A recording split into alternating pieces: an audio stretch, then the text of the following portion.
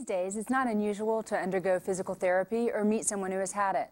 The steady, consistent care that physical therapy is designed to provide has helped many people overcome injuries, tendinitis, chronic illness, and more.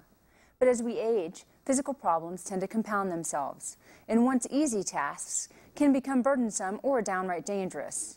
Now there's a new approach. A personalized combination of physical therapy, occupational therapy, home modifications, and education. It seems to be a real help in restoring seniors' ability to perform their daily activities. It also may prevent depression and help seniors live longer. So let's take a look at how it works.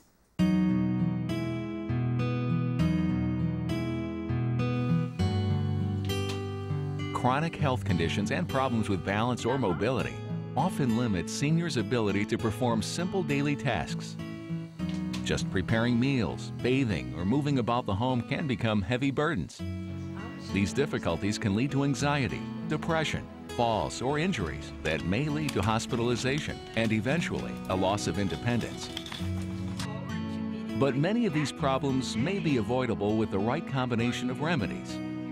That's the conclusion of Project ABLE, a study conducted at Thomas Jefferson University in Philadelphia by Dr. Laura Gitlin and her team. The purpose of the study was to test a multi-component intervention that involved occupational therapy, physical therapy, and home modifications to help older adults who were 70 years of age or older achieve the kinds of goals that they personally had in participating in daily activities. Dr. Gitlin's team studied 319 older adults who were living outside the healthcare system. All of them had been hospitalized due to falls or had reported difficulty with mobility and unease in doing their daily activities. Tell me how life is going. What's a typical day like? Well, a typical day is a little better now. Okay. The team randomly placed the participants either into a control group which did not receive treatment or into the Project ABLE group, which did. We always assess the same general areas, what we call activities of daily living, ADL, things like meal prep, getting in and out of the car, and then mobility, walking around the home, getting in and out of a chair, and walking upstairs. Everyone's assessed in those areas, but where the intervention actually went really depended on the client and what areas they were having trouble with. One big problem I had was reaching. I couldn't reach the high closets, and I could no longer scrub my kitchen floor. Those things were upsetting me, things I was used to doing all my life. I developed osteoporosis in one hip, the left hip, and arthritis in the other hip. And that began to curtail my physical activities, which was very distressing because I've always been very active. Can I see you step in? Sure. I always hold on here Okay, to good. give myself leverage. After consulting with Project ABLE's participants, occupational therapists show them ways of adapting to their conditions and surroundings. It could involve environmental modifications or adaptations in the home itself, or it could involve education on how to use proper body mechanics, or how to conserve your energy, how to improve your endurance as you're doing activities. So it could be more on an educational angle, but we would practice with the clients and give them direct feedback on how they were doing, and I think that's what made it most effective. The research team also assembled physical and occupational therapists who worked with the participants on their areas of concern. The physical therapist would instruct in some very basic exercise techniques to enhance balance and strength, and also make a determination whether that person would benefit from additional physical therapy. One of the therapists really showed me the best way to walk, and that was really helpful. I wasn't lifting my feet high enough, and I kept bumping into cracked pavements, and that's how I fell and got hurt a couple times. And when I was going through lots of my therapy, I was taught to hold on to the countertop and do my bending and going backwards to learn to use my balance of my body. So the therapy there was fabulous. It was really great. I was always afraid of falling, and if I wasn't near a chair or anything, I couldn't get up. But the physical therapist showed me how to sort of roll over and stand, and I can do that now. I can get up from a sitting position. According to Dr. Gitlin's team, participants in the control group continued to decline in health over the course of the study. After a 14-month follow-up, 10% of them had died, compared with only 1% of the Project ABLE participants. The remaining Project ABLE participants gained confidence and had significantly less fear of falling than before. After the intervention, I learned that it was much easier to take care of my home and still go out and do the things I was used to doing. The study was overwhelmingly successful. We can significantly reduce daily functional difficulties that older adults have at home, that we can enhance their feeling of well-being, we can enhance their feeling of mastery, we can enhance their continued engagement in meaningful activities, we can reduce their fear of falling while they're participating in activities that they want to. Dr. Gitlin and her staff hope to apply their findings to create a standard approach to treating patients who have been hospitalized because of chronic conditions or mobility-related injuries. So you're using that arm and pushing up with it. Oh, sure. It's just not the disease and the underlying medical aspects of the condition that's important, but the functional consequences that must be addressed as equal to the medical problem at hand. I see this kind of program very beneficial for the future. It will indeed allow clients to feel safe and do what they value most, and that's living home. The seniors who participated in Project ABLE say they've regained not only their independence, but the confidence to take control of their lives again. Considering what I went through in the past 5 years is unbelievable. And for me to be alive is, I thank God every day. That's a miracle. So anything that Mary did for me, or the hospital did for me, is absolutely phenomenal, and it's helping me stay alive.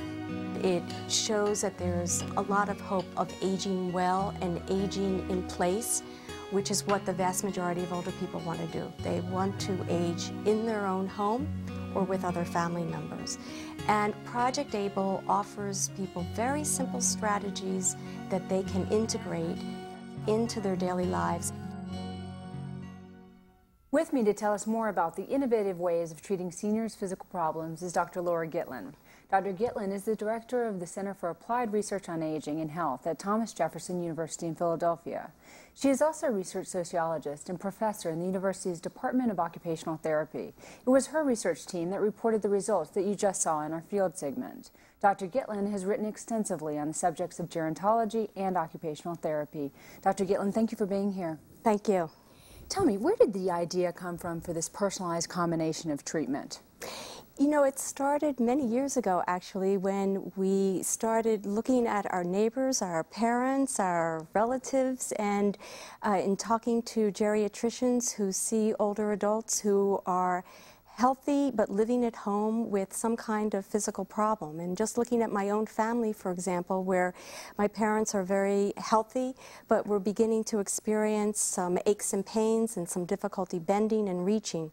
And so we began to investigate what do older people who begin to experience these kinds of age-related changes or changes associated with chronic illness, what are they doing at home in order to manage these kinds of physical difficulties? And how were the certain individuals in your study selected? We recruited from a broad arena in Philadelphia through various media announcements and social agencies, and we advertised for people to join our study who were living at home, who were 70 years of age or older, and who were beginning to experience some kind of difficulty. It could be a small difficulty like not being able to reach a high cabinet in the kitchen, or having some difficulty bathing, or toileting, or dressing. Now, all of these are called activities of daily living, Yes. or ADLs. What are some, can you tell us some of the other ADLs that people may have trouble with? Yes, well, we tend to differentiate activities such as instrumental activities, and they would include preparing meals, taking medication, getting in and out of a car, dealing with one's finances, and then we refer to basic self-care or activities of daily living, such as bathing, dressing upper body and dressing lower body, toileting, eating, and grooming.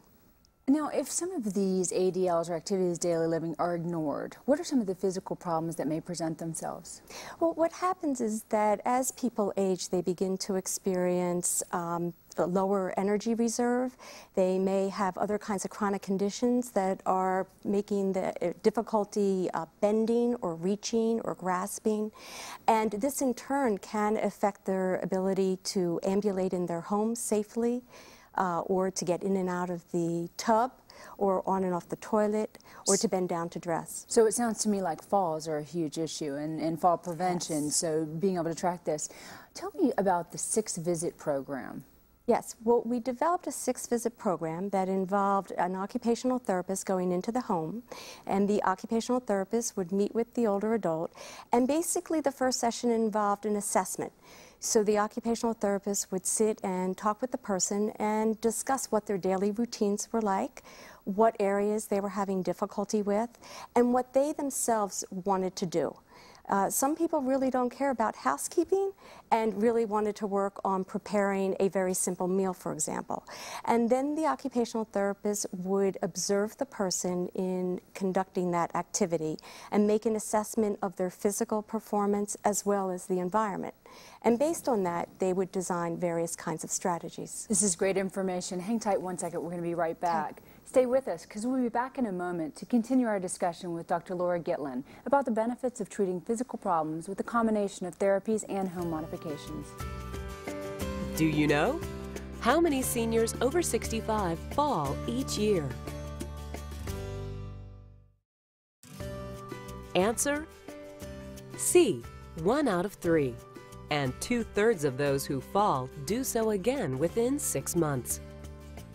My guest is Dr. Laura Gitlin of Thomas Jefferson University Center for Applied Research on Aging and Health. We've been discussing her research, which suggests that a combination of physical therapy, occupational therapy, and home improvements can help seniors overcome physical problems that prevent them from living independently. Before we went to the break, we were talking about this 6-visit yes. program. How long does that actually take? Is it over a course of a year, a few months? The 6 visits occur within a period of 6 months, and the visits are paced based upon the older adult and how much they can absorb and what they can tolerate. So some people finish the program within 4 months, and others in 3 months, and others over a 6-month period. So we've alluded to physical therapy and occupational therapy. Can you briefly describe each of those for our audience? Yes. Well, the occupational therapist's area of expertise is being able to evaluate a person's ability to participate in an activity and to help that person break that activity into small components and learn new strategies for addressing each of the components of an activity, like bathing, which can be very complex actually when you think of all the steps. The occupational therapist also is highly skilled in looking at the physical environment and seeing whether the environment, if you want to go with bathing still, whether the bathroom, the physical environment of the layout of the bathroom is supporting the person's performance or not. And so that they really put together how the person can function and their capabilities and the environment. So this is making sense to me. So at that point, it leads to your home modifications. Exactly. Because if the physical therapist and the occupational therapist see that there are issues with these, then you put home modifications in. And what are some of the home modifications that someone might need for ADL problems? Some of the modifications would be a grab bar in the bathroom, a raised toilet seat, a tub bench in the shower so that a person can sit while they're showering, a handheld shower.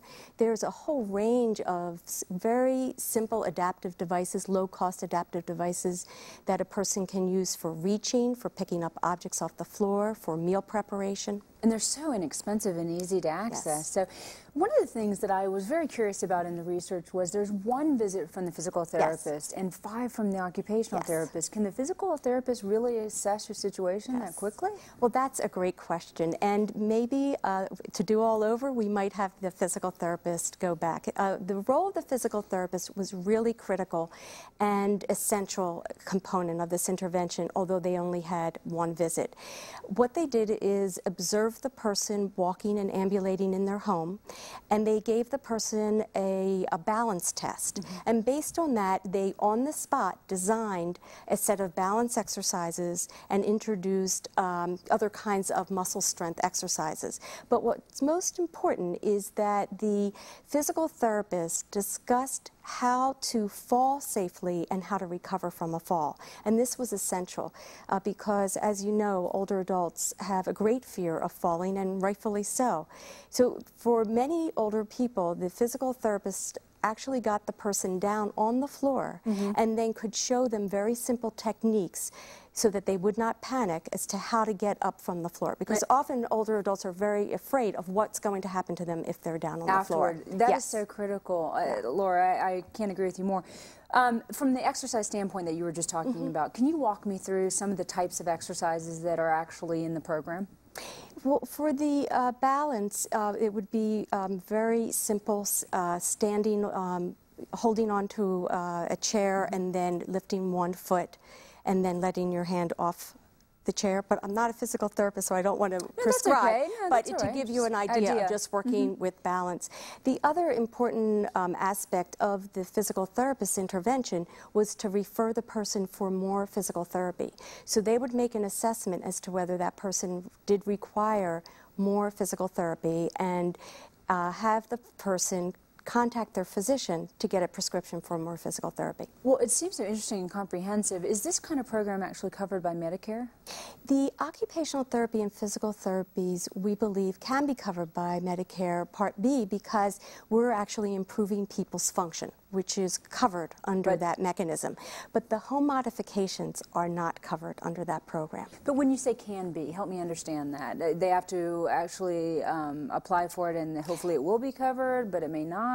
A person has to get a prescription from their physician that they do need this kind of approach. And what happens is typically people are not referred for occupational therapy or physical therapy unless they have been hospitalized or have had an acute problem. Isn't that, that's so sad that it's, they don't do it preventatively, it's only after the fact. What about family and friends? Are family and friends involved in this kind of process with the mature adult, the program? For our program, we really focused on the older adult themselves. If they were living with a family member and that the older adult chose to have their family member participate, then we helped their family member learn about our program and how to support the elder. But it was very much focused on the older adult themselves. And what about follow-up? If someone's gone through the program, do you go back and check on them? After 6 months, the occupational therapist made 3 telephone calls to each person that was in the program to check in whether they were still using the strategies, if they had any additional questions, and to help the person understand if they were encountering a new problem, how to use the strategies that they had already been taught. Are you looking at this as in a larger scale, maybe implementing it community-wide? Yes, that would definitely be the next step. We would very much like to make this a service that is available to older adults, and I think this is something that the medical community really needs to take seriously and consider ways to refer their older patients in particular who are beginning to struggle. Maybe they can't go up and down the steps as much as they want, maybe they're having difficulty carrying out just very basic activities that seem small to any one of us but make a huge difference to the quality of life of older adults. Dr. Galen, do you think that in the future this kind of program will ever be just naturally prescribed for a mature adult, to be proactive and to be preventative as opposed to after the fall has happened, for instance? I think it has to. And one of the reasons it has to is that we spend billions of dollars in the United States on long-term care. Most of those funds are for nursing home. So that if we can shift that expenditure for prevention, then we could save lots of money. This program cost $1,200, and that is very inexpensive. That includes both the occupational therapist and physical therapist time, as well as the home modifications. So it's very inexpensive in the long run. What other kind of studies are you involved in that are helping people with these kind of issues? Well, we have a very strong program of research with families caring for people with dementia. And we've tested a similar set of strategies using occupational therapy and also physical therapy in helping families understand how they can set up their environment and break down activities in order to support the person with dementia. And that as well has shown very successful outcomes. Well, I wish you all the good success in the Thank future you. of your research, because I think that this is making a huge impact on our society, especially for mature adults. Thank you. Thank you very much.